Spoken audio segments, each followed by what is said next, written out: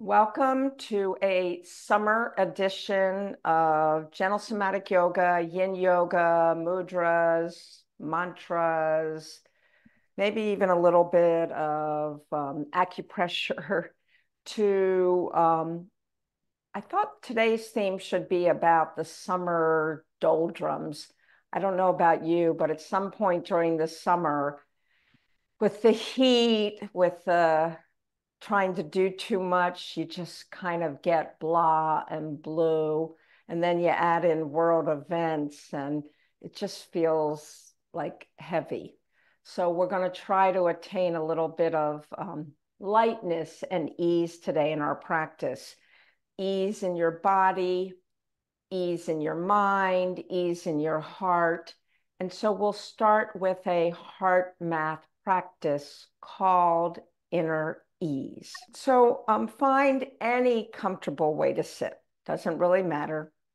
And it doesn't even have to be on the ground at this point if this is bothering your back. And for a moment, look around the space that you're in. This is called orienting. Orient to your space. And then draw your eyes closer in and maybe look at your hands a moment. And then start to sense your seat on whatever it is sitting on.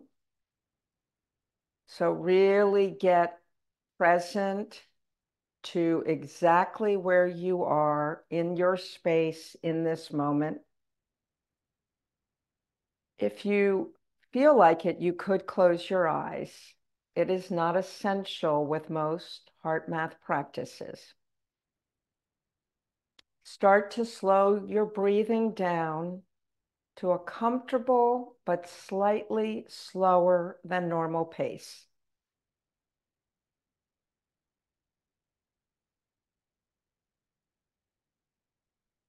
Direct the breath to the chest area, which is stimulating the neurons within the heart center, 40,000 of them. Some people find placing their hands here as a tactile reminder of where they're breathing.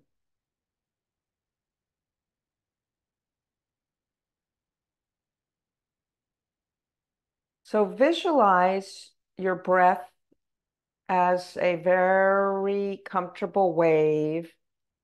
Inhale, the wave is going up. Exhale, the wave is coming down.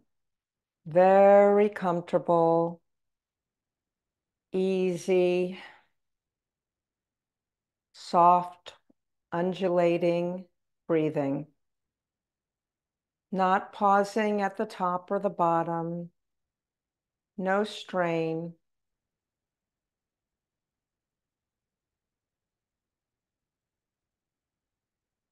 As you're doing this, take notice of any shift in your nervous system.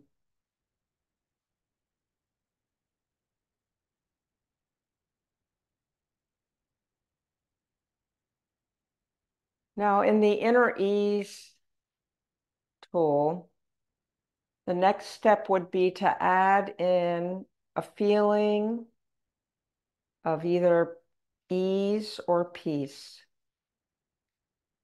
And for some people, saying the words inner ease can be helpful. For other people, visualizing a time and a place when they felt totally at ease. And if you're a visual person, then you're painting the picture of this time and place. A sunset somewhere near a lake, a babbling brook, whatever it is. Create the whole scene in your mind. Once you feel like you're there, then start breathing that feeling that you had during this time or place of inner ease in and out of your chest area, keeping the rhythmic flow of your breath.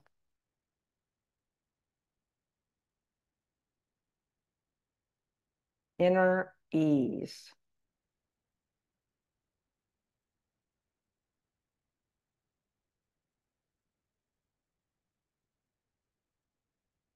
So whenever you're ready, you can emerge out of this. The important point is any time in any day, you can find internally that place of inner ease. It just requires you stopping, slowing your breath down, breathing into your heart center, and then activating this feeling of ease, which might require you to visualize a place or say the words or find a way to get back to a place of ease. All right, go ahead and stretch your legs out. If you're on something and don't need to be, you might want to shift onto the ground. Shift your weight, sit bone to sit bone for a minute, noticing anything that feels different from the left to the right side. So we just worked on finding ease in maybe our thoughts and emotions. Now to find ease in the body is when you activate somatics and yin postures. Somatics is very, very effective for getting back to a place of ease because you are sensing. Somatics actually is all about sensing internally what you're feeling. So if you're feeling something as you're shifting over there uncomfortably, you breathe into it, you contract and release the muscle, you purposely communicate with this area. So this is a little bit of a pandiculation. Anywhere where there's tension, you pandiculate, just like an animal does. An animal goes like this and this, this and this. They don't just pull into a stretch, but they emerge and they release, they contract, and they relax. So just kind of go into this sort of gentle wave-like movement. And then slide your hands to the other side and do this wave-like movement on the other side. Contract, release. Notice what muscles you're working. Notice what's pulling you back or not cooperating. And now let's go ahead and go forward. Contract, release. Contract. What am I contracting? Release. You're contracting the front body when you do this. Release. Contract, release. Now take your hands behind your back, fingers pointed away, and contract your back body. Release. Contract the back body. Release. Notice, are you contracting one side more than the other? Do you feel this more on one side than the other? Notice, pay attention, be curious, make minor adjustments that might change the way this feels in your body. Go ahead and draw the feet in and just pump the legs a few times and move the feet at the same time, almost as if you're pedaling. Circle the feet the same direction, circle them the other direction, sickle them away from each other, and then reach for your legs and just start to search as you're coming up the legs for tender spots. And if you find a tender spot, use your thumb and gently dig into that spot. One direction maybe 3 times, and then the other direction 3 times. And then find a new spot, something either on the inside or the outside of the leg that's like, ooh, that's tender. Paying attention. That's the big part of many of these practices. It's becoming totally aware of how you're feeling instead of ignoring. All right, so let's set up for a twisting series with one leg straight and one leg bent. And if you're mirroring me, you're going to your left. No, you're not. You can. Your right leg is up, and we can do the open twist first. Take your left hand behind your back and see if you can press your right elbow slightly against the right bent leg and have it resisting each other. So you're creating your own resistance here, lifting up, opening into the twist, coming back to the front, letting go of the arms and tucking the head in. So this is the softening. Do it again. Re-engage these muscles. Engagement, opening. Disengagement, total release. Third time. Lift up. Notice what you're engaging. Notice where you're feeling this. Eyes can be opened or closed. Let it go and release. So now we'll twist to the other way, still with the same leg up. This time, reach the opposite arm around the leg. Place the right hand behind your back. Lift up, twist. Where are you feeling this? Don't hold it too long. Come back and release. 2 more times. Lift first, then twist. See where you're activating muscles. Really recognize the connection, and then have your mind through the nervous system say, let go. Last time, lift, twist, come back to the front, release. Stretch that leg out completely, totally release to a forward fold. Soften head, neck, and shoulders, and come on back. And let's set up for the other side.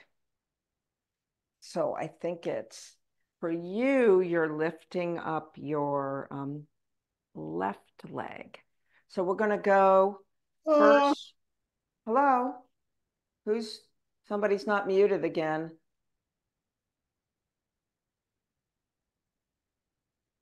That was weird. That was such a strange sound. Okay. Okay. Have your elbow placed against the inside of the leg pressing against. So it's a little bit of isometric. The other hand is behind you. Lift completely, twist off to the right. Notice how this one feels different. Pay attention.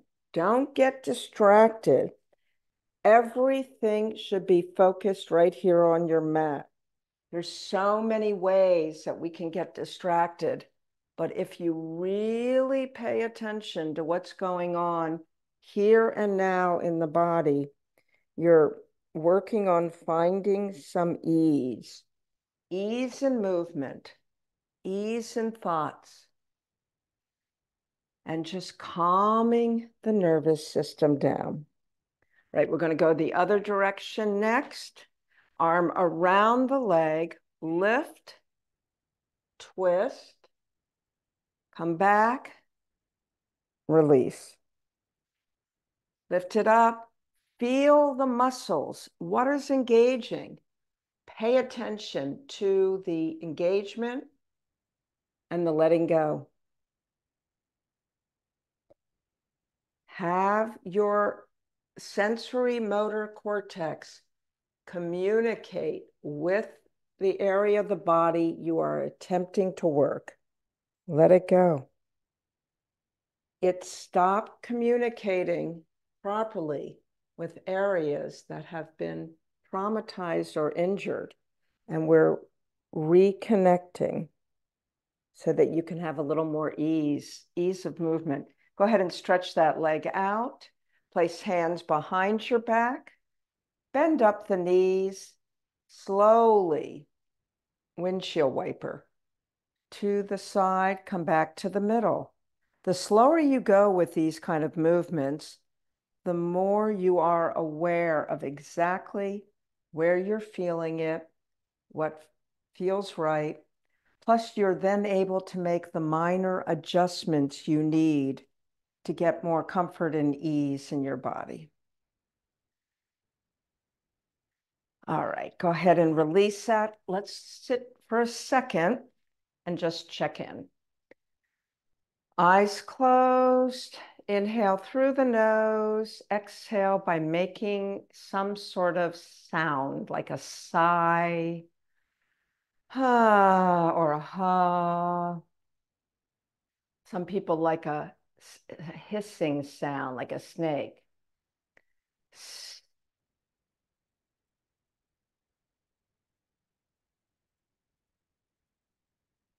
Check in. Scan the body. Notice any areas that might feel a little less tense.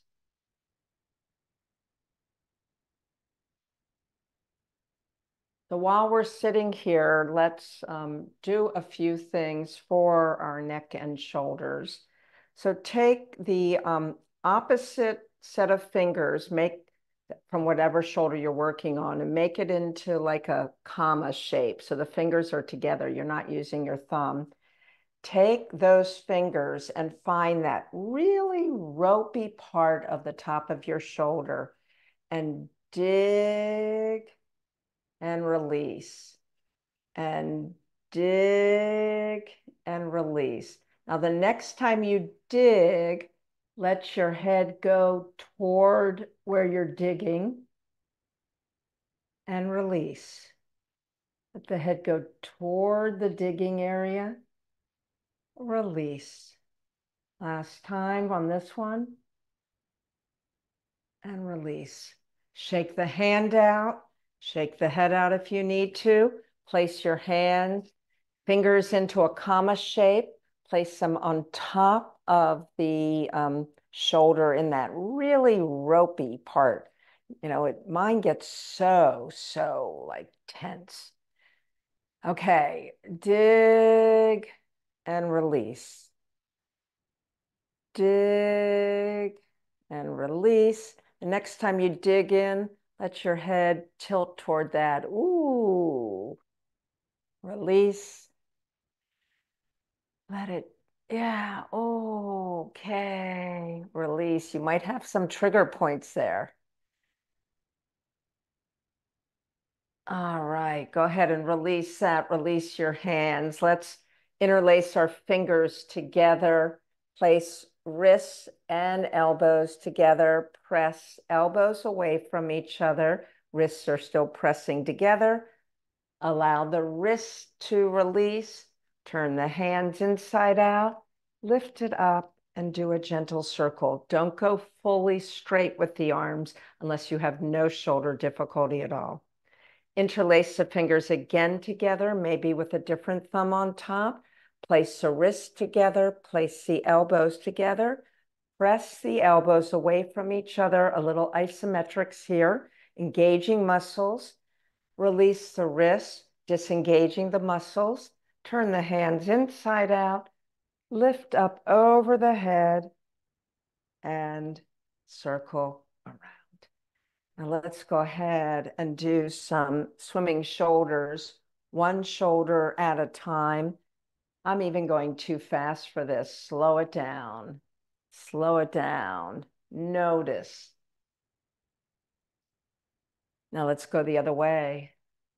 Slow it down. Sigh. Change the cross of your legs if you've been sitting a certain way a long time. And let's draw rainbows. So imagine your fingers are pastel paints and you're doing this big mural on your wall, rainbows. And if you come across an area where you're all of a sudden sticking, pause there, engage the muscle, purposely release the muscle and let it go, and then continue with your rainbow shape. All the colors, all the painting. And then let's go ahead and do the other side. Paint a picture on your wall, turning it into a beautiful mural. If you run across a spot sticking, pause, purposely tighten. So I'm tightening the muscle first, and then I'm letting it go completely. And then continue on with your painting. And then let's go ahead and free form both arms, allowing the upper body to move with it, allowing movement within the rib cage, within the chest area. What feels good? Is it pulling that way? Do I need to go like this? Listen to your body, pay attention, notice what it's calling for. Okay, how are you feeling? So let's go ahead and do a few things on hands and knees. If your shoulder is not working great for you today, be very careful that you're not putting too much weight either on your wrists. Sometimes shoulder pain will radiate all the way down into the wrists and the fingers, or the other way. So just be sensitive. And let's just move our spine a little bit in a bunch of different ways. So I'm going to start by lifting my feet off the ground and allowing the spine to go side to side. You can let the head look over as if you're looking at a tail. Now place the feet back on the ground. You can either flatten the feet or tuck the toes in. And let's move back and forth slowly.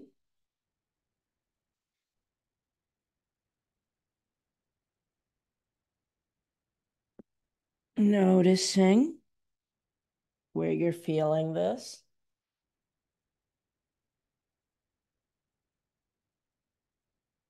Now let's add some undulation of the spine through either arch and curl or cat-cow, whichever one you prefer doing. So if you're doing the arch and curl, which is red light, green light, on the arch, when you're pulling the belly in, you're lifting the chin. And then the shoulders might come up and then come through neutral. And then the opposite direction, you're engaging the back body and dropping the chin. And back through neutral. Arch, middle, and I don't know why this would be called curl, but it's just a different arch. We can call it red light, green light. So this is red light. This is when we're kind of caved in the front. Oh, right, the head has, no, the head, yeah, the head goes up here. Come back to neutral. Green light, if you were walking, this would be the chest out, and you drop your head a little bit. All right, now if you want to try the other version, the traditional cat-cow, really it's the head that's different, and you're focusing on stretching rather than contracting.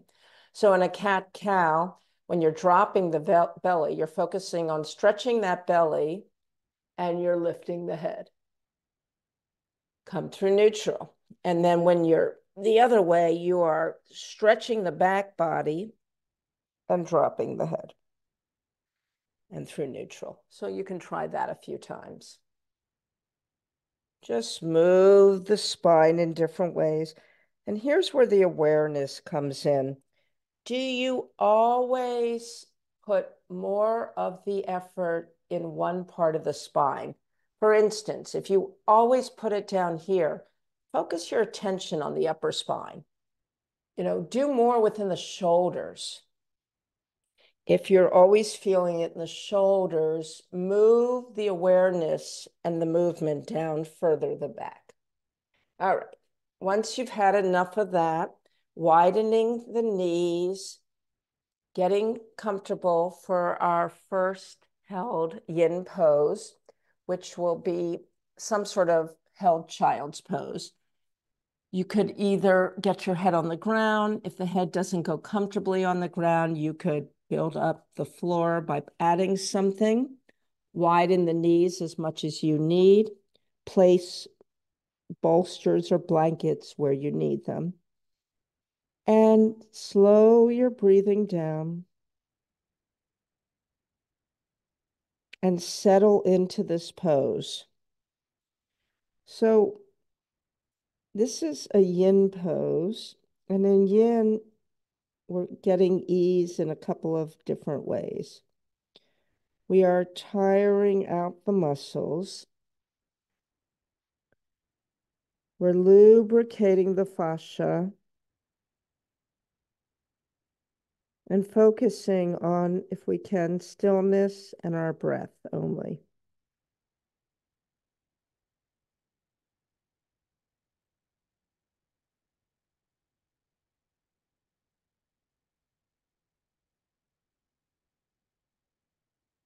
Breathe.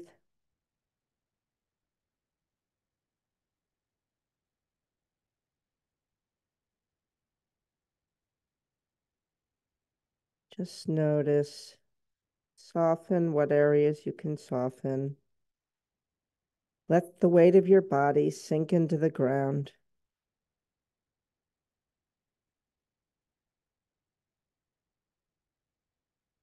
When you're ready, taking your time, coming onto your belly to do a sphinx. So you can do sphinx in a lot of different ways. You can actually place something under your belly, which can stimulate like your digestive system, if that's something you're interested in. It creates a little more curve in the spine. If that's too much, take that away. You can decide how to have your arms. So maybe you just want to support your head, or maybe you want to go even further down and allow your head to lean on something. So just find a place where you can stay for a minute or so and go back into slowing your breathing down, finding a place of ease in most of the body. So in a yin posture, we are actually feeling some sort of sensation in a part of our body because that's where the work is. It's not a restorative pose. In a restorative pose, you don't feel, your aim is not to feel anything in the body. You're completely supported. So here we are doing a little work. But the key is, can you soften and find ease in other parts of the body that you're not working? Can your breath create more space? Can you find some stillness and calmness, even with a touch of discomfort? Whereas in a restorative, you should feel no discomfort at all. In yin, there may be a touch of effort, which some people would call discomfort. You're breathing into it. You're trying to soften what you can. And you're trying to stay still. All right. Take your time. As a transition, if you feel the need, you might do a downward dog. You might go back into a few arch and flattens, or you might just transition. We are going to transition into a seated pose, whichever one you're going to do, so we can do a mudra practice. And the mudra practice is great for helping us remain easeful in our thoughts, in our beliefs, in our subtle body, our energetic body. So let's see if I can find a really good one for ease. Okay. My favorite one for ease is the Divamukham mudra. So we'll do that one. It's deep relaxation.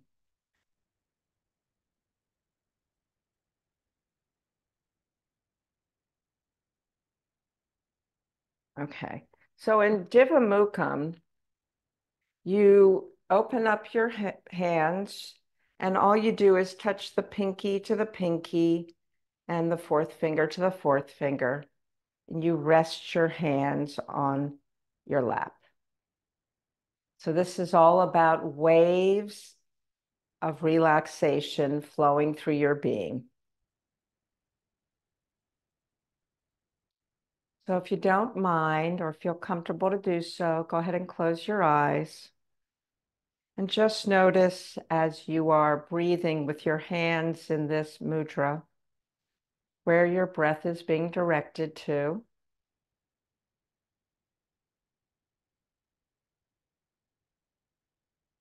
And what is actually happening with your breath. This interesting mudra should slow your breath down and direct it deeply into your lower body, the pelvic area. This mudra can be used in the treatment of anxiety and all conditions in which stress is an underlying cause. It's also great for insomnia. So if you find yourself unable to go to sleep, sit up in your bed, place your fourth finger and your pinky toward each other, and just slow your breathing down and notice. Your guided meditation is called Waves of Tranquility.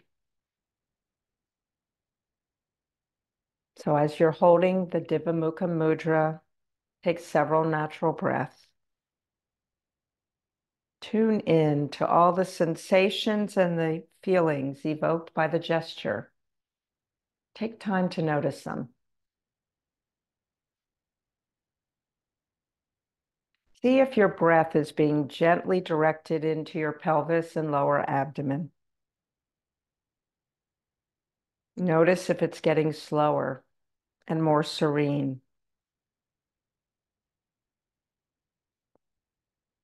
Visualize yourself lying near a tranquil, warm, turquoise blue sea. Visualize the gentle waves flowing softly near your feet.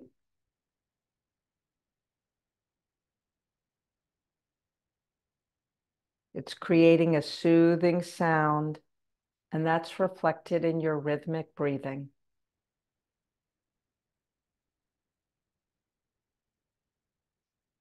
These warm, gentle waves of relaxation and ease are flowing up from the sea to each area of your body.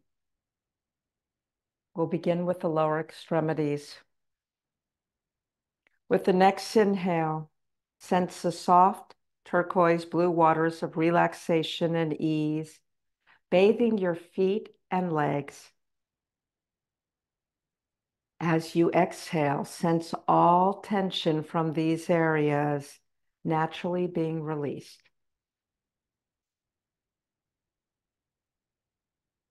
Spend a little time here. Take a few more breaths to experience the complete comfort of the soft, tranquil sea.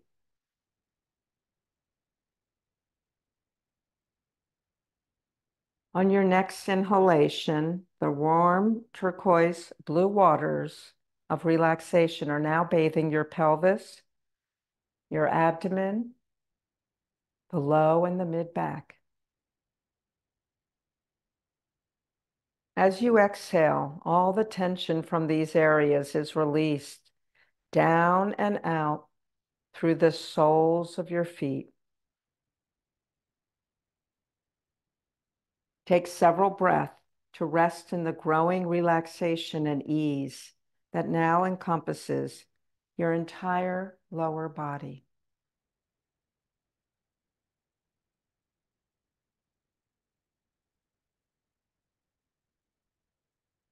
Soft, warm, turquoise blue waters of relaxation and ease are now flowing gently upward with your inhale to bathe your chest and your upper back.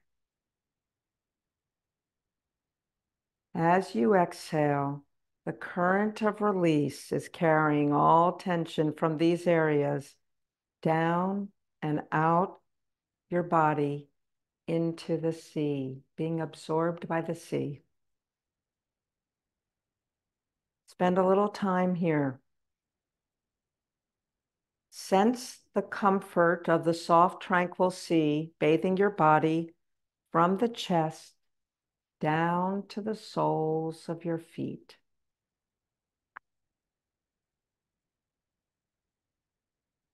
With the next inhalation, the soft undulations are flowing through the shoulders, down the arms into your hands, all the way to the fingertips. As you exhale, all tension is being released from your shoulders, released from your arms, released from your hands. Spend a few cycles of breath here, sensing the area from the shoulders all the way to the feet, completely bathed in soft, warm, turquoise waters of tranquility.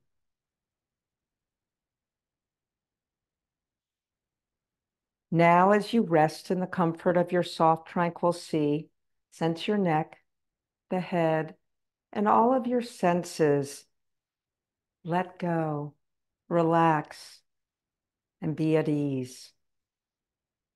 Allow your forehead, the ears, the eyes, the jaw, and the mouth to become calmer and more serene.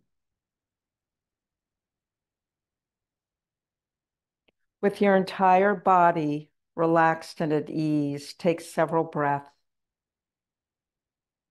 allowing the mind to rest completely within the soft, warm sea of tranquility. We will affirm this relaxation and ease by repeating the following 3 times, aloud or silently. This is where the mantra comes in, the affirmation. This is where you're speaking directly to yourselves. Bathed in gentle waves of comfort and ease, my entire being relaxes completely. Bathed in gentle waves of comfort and ease, my entire being relaxes completely. Bathed in gentle waves of comfort and ease, my entire being relaxes completely.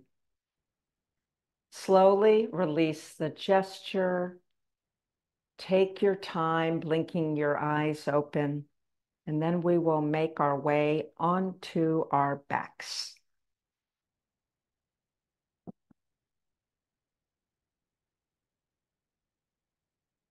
So When you first get onto your back, keep the knees bent and the feet on the ground.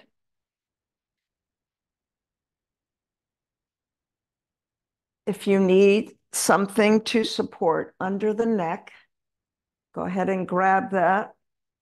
Make it not too high up, maybe just enough to give you a little bit of extra support under that neck area. And not everybody needs that. I tend to roll it up just a little bit, creating the shape of the neck. And just gently allow your head, without lifting, to turn side to side.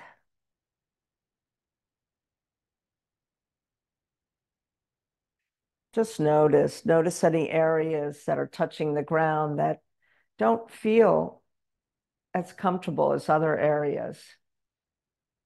So the other thing you might do now is just lift the shoulder. When I say lift it, I'm not saying lift in the air. It's more lifting it toward the ear and releasing it. Do the other one. Lift it toward the ear and releasing it. So very slowly going back and forth with this movement, feeling the back of the shoulder supported by the ground.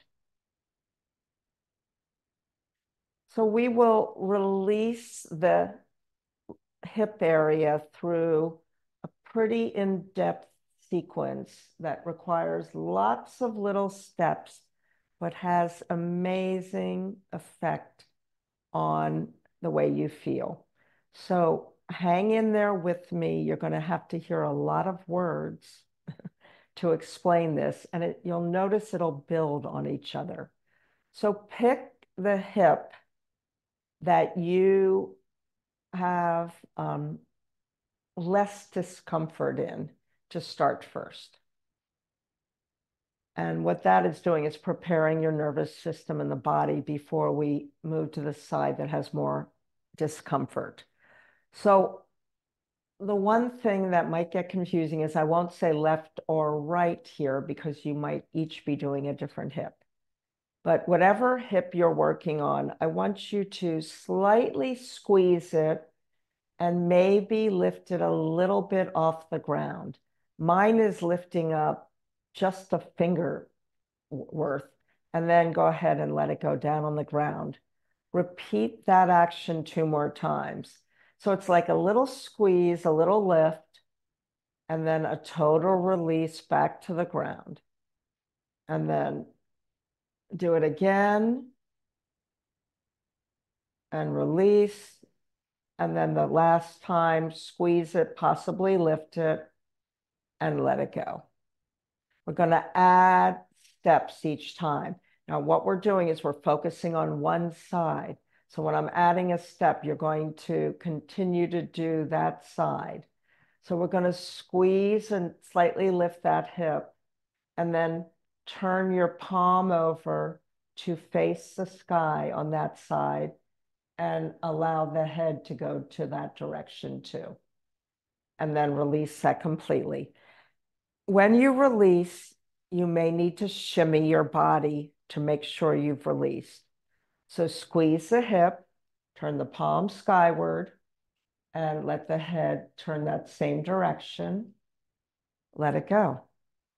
Third time, squeeze and lift that hip, turn the palm skyward, let the head go that way, and soften, adding a next step.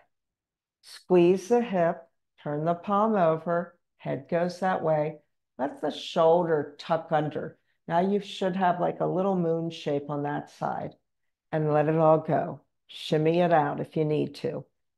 Squeeze the hip, palm over, head turns to that side, tuck shoulder, let it all go. One more time like this. Squeeze that hip, maybe a slight lift. The palm goes over. The head looks. The shoulder tucks. Release. Adding in the next step. Squeeze the hip. The palm goes over. The head turns to that side. The shoulder tucks. The knees draw toward each other. Let it all go. Squeeze the hip. Palm faces skyward. Head looks that direction. Shoulder tucks. Knees toward each other. Release. And totally release when you're releasing. Squeeze that hip. Palm over. Head looks. Shoulder tucks. Knees together. And let it go. Adding on the last step. Squeeze the hip. Turn the palm over. Look that direction. Tuck that shoulder. Knees together. Have the head go back to neutral. Lift the opposite hip so that it's squeezed like the first hip. Roll the first hip down. Roll the second hip you lifted down second, and release everything to neutral. So this one is a little complicated because I'm not saying direction, but you're activating the hip you've activated, the other hip gets activated to meet it.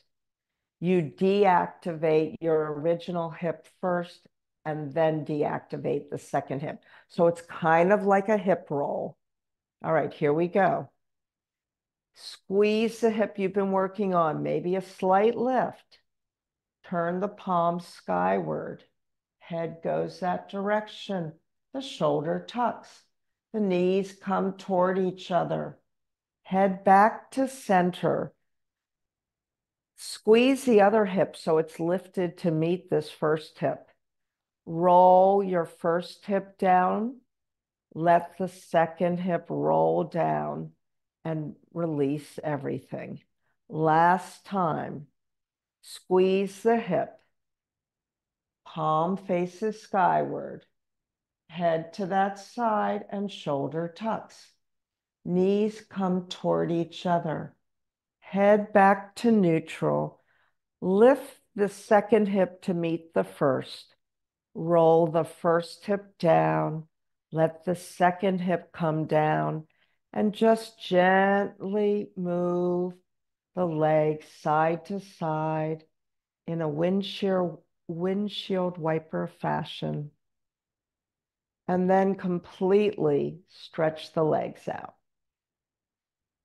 Just for a moment, checking in to see what feels different from the side you worked to the side that you have not worked yet.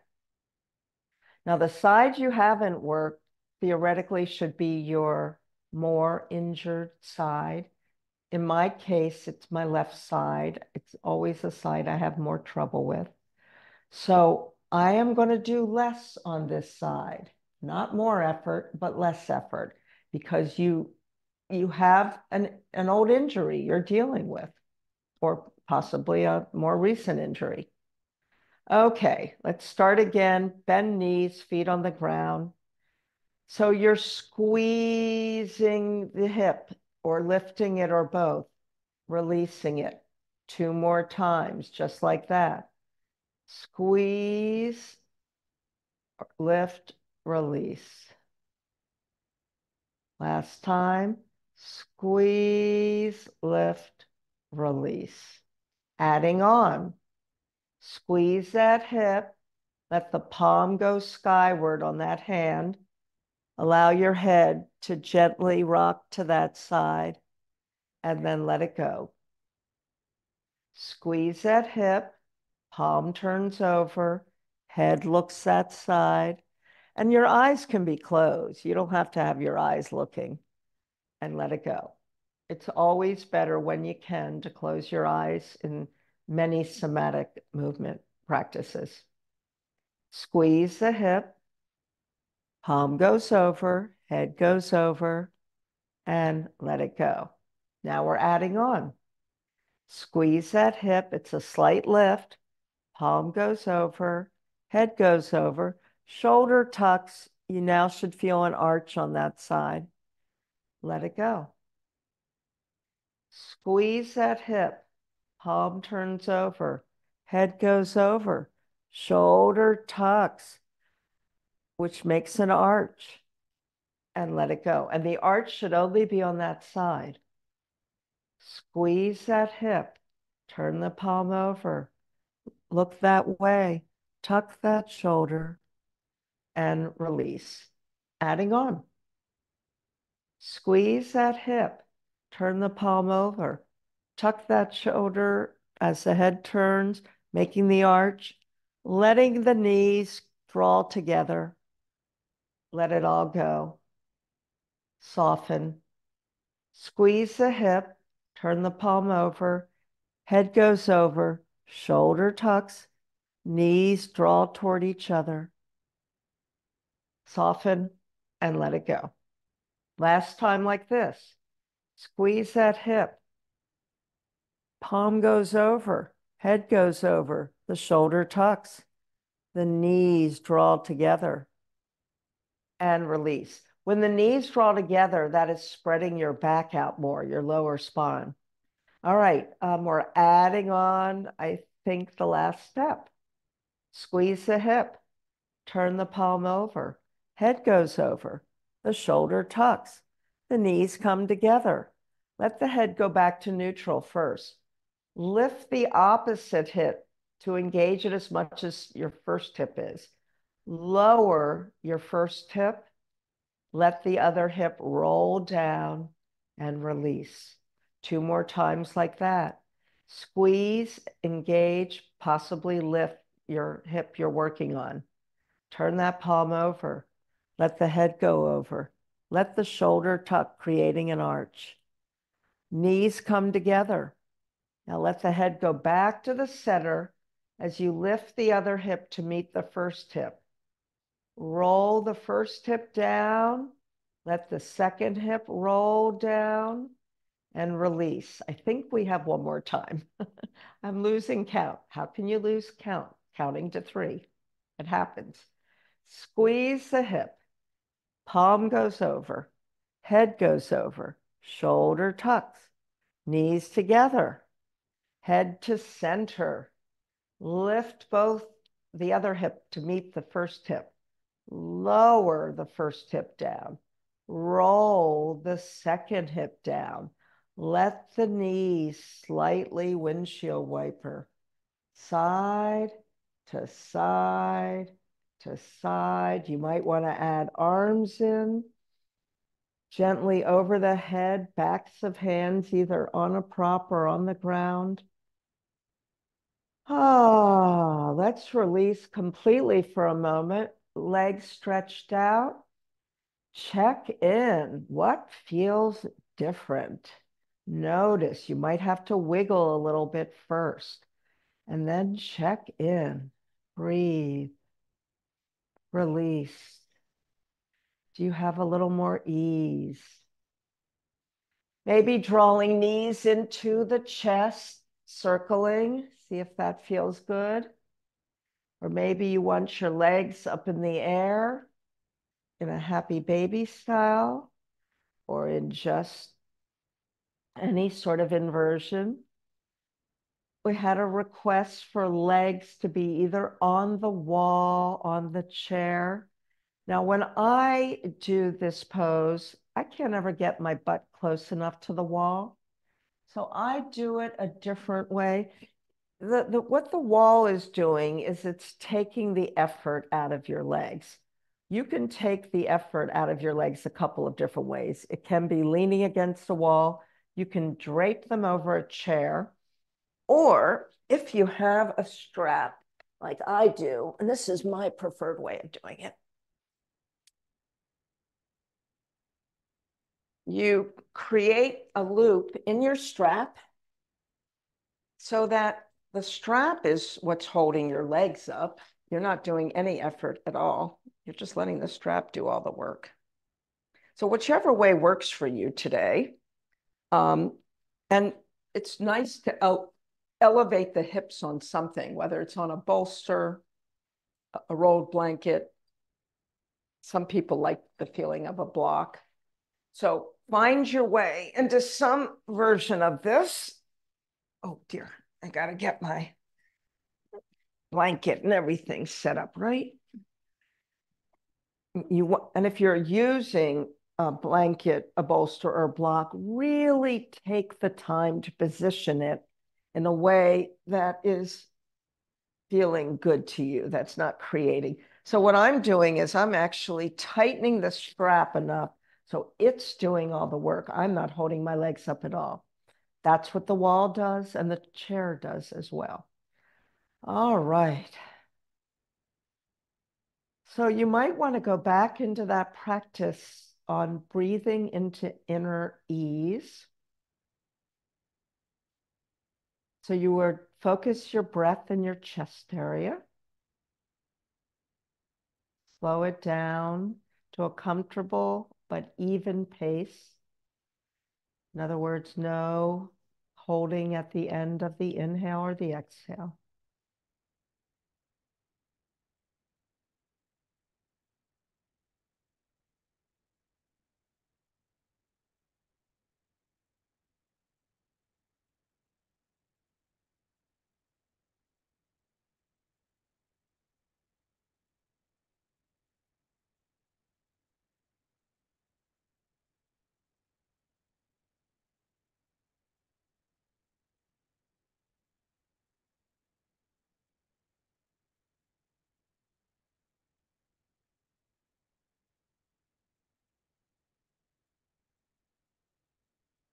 Mm. Ah. You could stay there for our final Shavasana or come down into any other comfortable pose.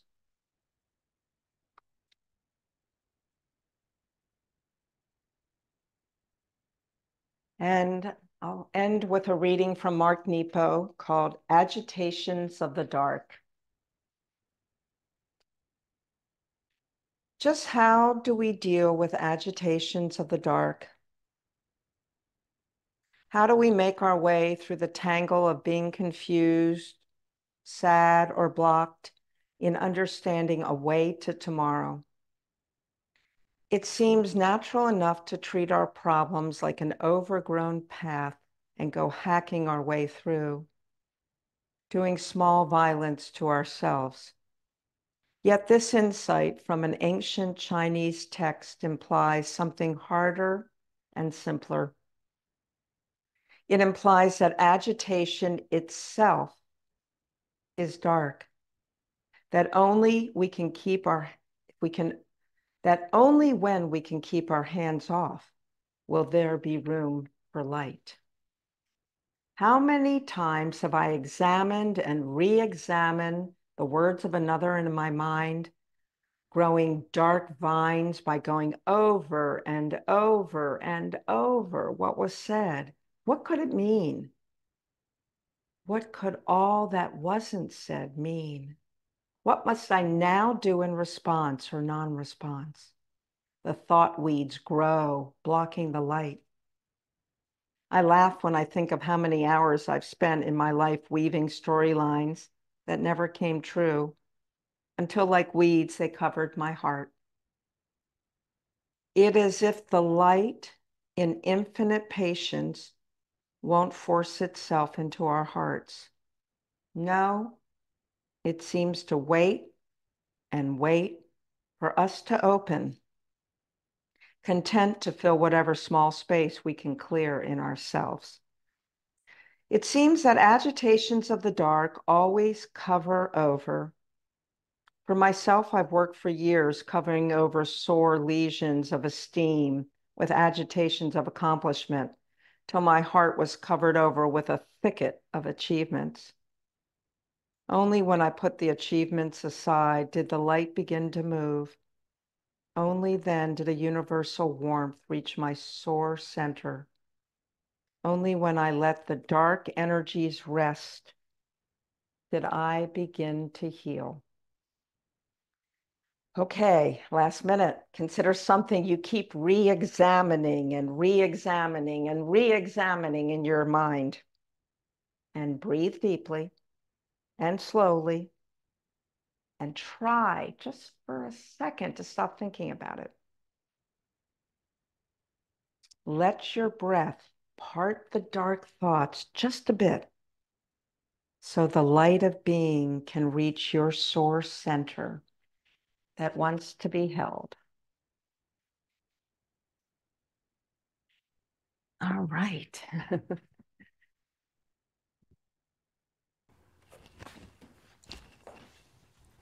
Take your time. This signals the end of our time together. Carefully make your way to seated. Gather in any parts of this practice that were particularly helpful to you. Hands to heart. Let's acknowledge each other and say namaste.